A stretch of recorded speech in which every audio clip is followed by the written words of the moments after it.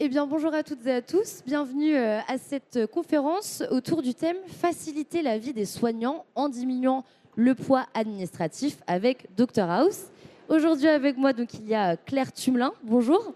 Bonjour. Donc, vous êtes la directrice de Dr House et Yasmine Bennoulès. Bonjour. Bonjour. Et vous êtes la responsable du pôle de coordination logistique et administrative également chez Dr House. Tout à fait.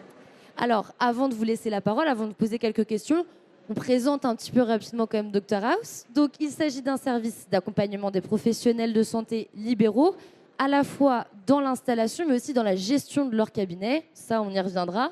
Et votre mantra, en fait, c'est de dégager plus de temps de soins, mais aussi de temps pour soi. Et on sait que l'équilibre vie pro, vie perso, c'est un enjeu important pour les soignants. Donc, on l'a dit, toutes les deux, vous faites partie de Dr House, donc une équipe qui est au service des professionnels de santé. Là, on a commencé à l'évoquer, mais est-ce que vous pouvez nous parler un peu plus concrètement, un peu plus en longueur de la vocation de Dr House? Oui, bien sûr. Alors, on est convaincu chez Dr House que le temps des soignants, il est précieux. On en manque cruellement aujourd'hui en France. Et on voit bien que toute la partie administrative, logistique, peut parfois être un frein à l'installation en libéral, d'où le choix du salariat. Et même à l'exercice dans sa globalité en libéral. Et donc, on est convaincu qu'en les accompagnant sur cette partie, en facilitant leur activité, en leur permettant d'accélérer les projets, on va pouvoir leur redonner envie d'être soignants et d'exercer en libéral. Et comment on le fait concrètement? On leur met à disposition des coordinateurs qui vont être dédiés et qui vont les accompagner dans tous leurs projets. Et ça, c'est important. L'humain, pour nous, est important, parce qu'il y a plein de solutions digitales géniales qui existent, mais parfois, il manque un petit peu de lien. Donc, nous, on fait notre pas un peu différemment, c'est qu'on est vraiment sur des coordinateurs qui sont à leur côté. C'est ce que vous pouvez faire, vous, par exemple, Yasmine? Une mission de coordination? Oui, tout à fait. On a une équipe de coordinateurs qui ont des missions très diverses, mais effectivement qui appuient des équipes ou de l'individu sur ce type de mission, décharger des contraintes de l'exercice libéral le praticien pour qu'il puisse se dédier aux soins. Donc, on l'a dit, vous les accompagnez avec vraiment ce côté humain. Et alors, très concrètement, dans quel type de situation, justement, vous pouvez apporter cet accompagnement? Alors, je vais répondre à cette question. En règle générale, on a deux types finalement de publics. On va avoir les praticiens qui n'ont jamais finalement connu l'exercice libéral. Donc, c'est ce qu'on appelle les primo-installants. En général, ils viennent en majorité déjà du salariat et donc du public. Et dans le deuxième cas, on a des praticiens qui exercent déjà depuis un moment en libéral et qui, pour eux, veulent rajouter une activité ou changer de site d'exercice. Qu'on peut aussi accompagner.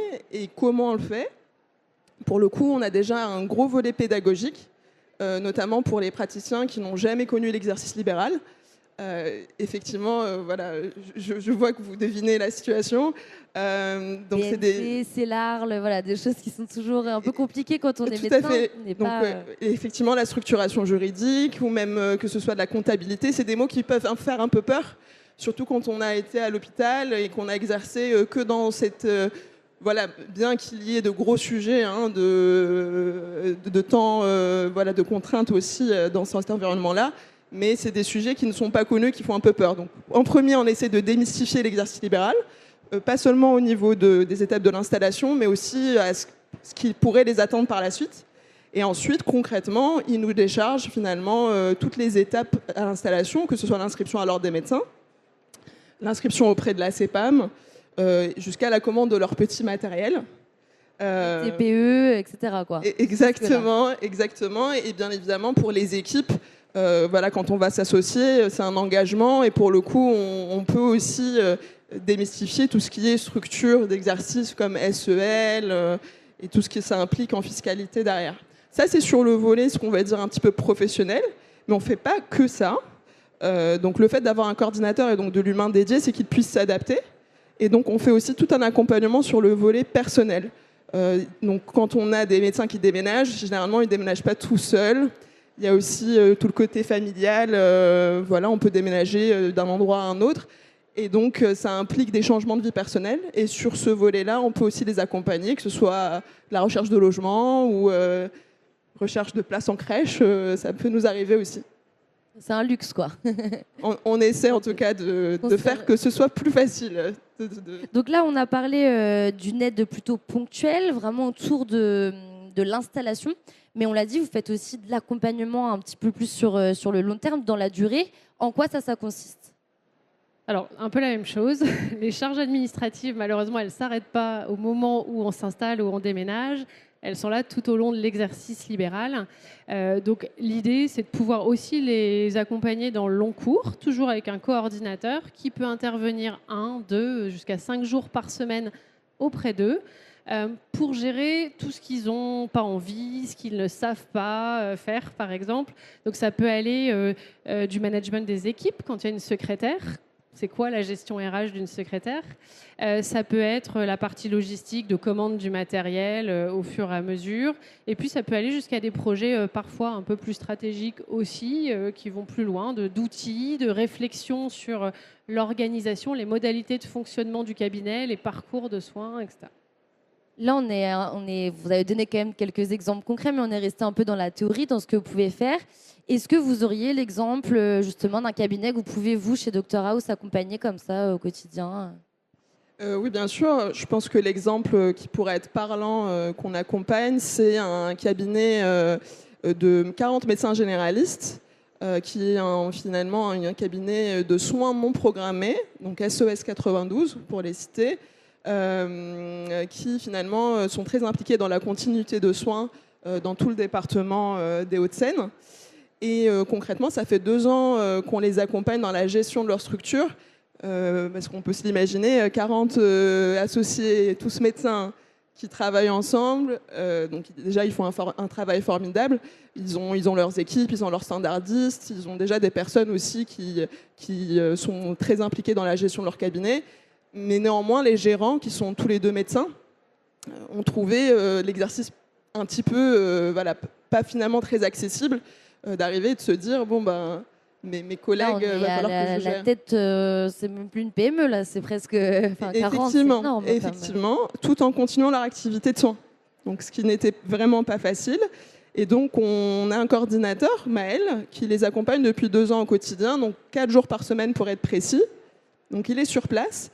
Et concrètement, c'est un petit peu le bras droit des gérants.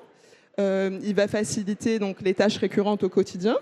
Que ce soit de la gestion des stocks, parce qu'ils font aussi de la consultation sur place, donc il y a pas mal de choses à gérer, jusqu'à la gestion d'incidents, le contact des prestataires.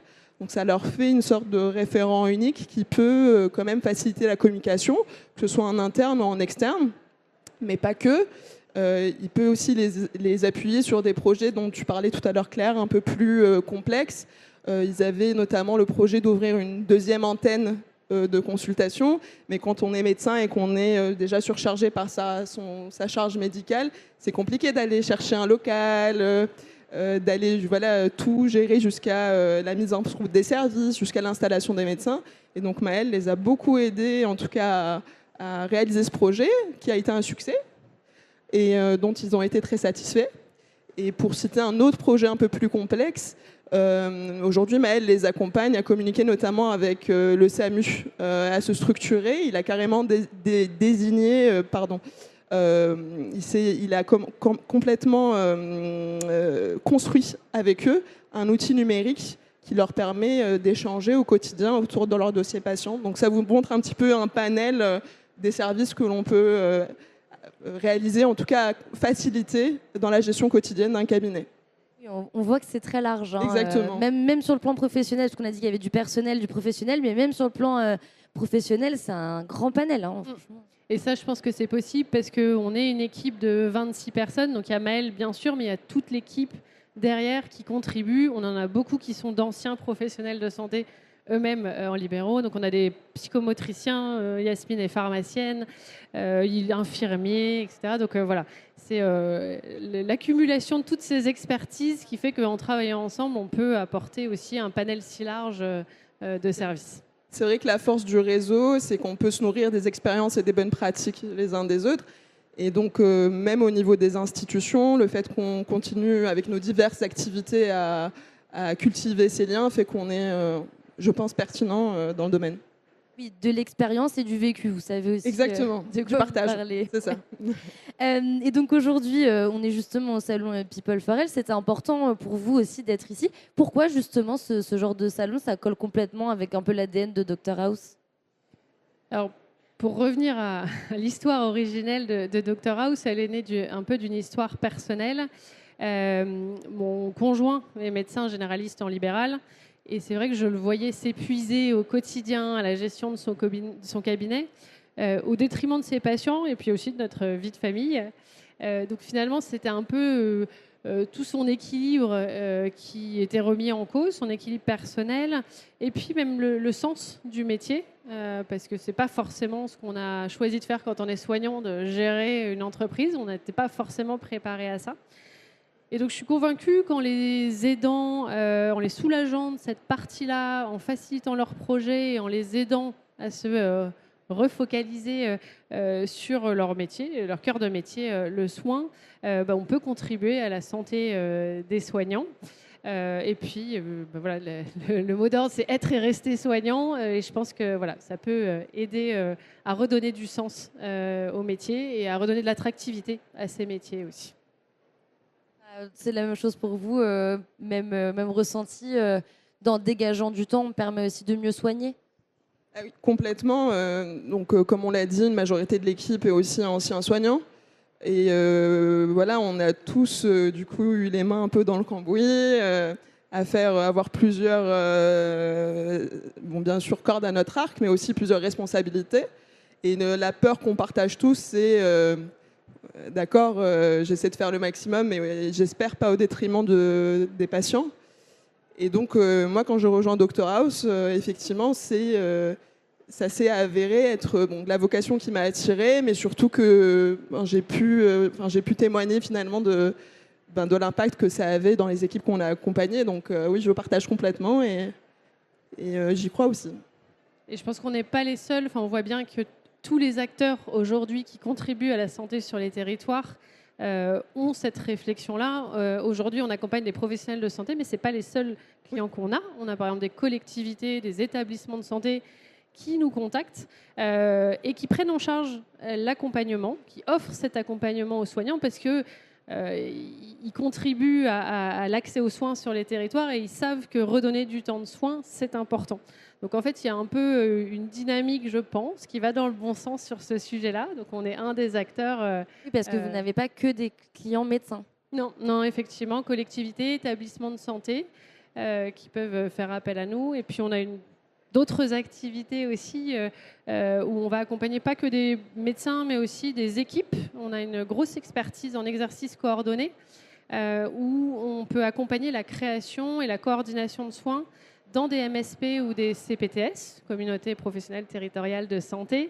Et pour moi, ces deux types de structures, elles ont aussi pour vocation de faciliter l'exercice, alors bien sûr aussi d'améliorer les parcours de soins, mais d'être dans une équipe pour un soignant, de travailler avec d'autres personnes et d'améliorer le soin qu'on peut donner, ça contribue aussi à la santé. Donc c'est une autre activité dont on pourrait parler, mais en tout cas, je suis convaincue que tous ces briques peuvent améliorer la santé des soignants.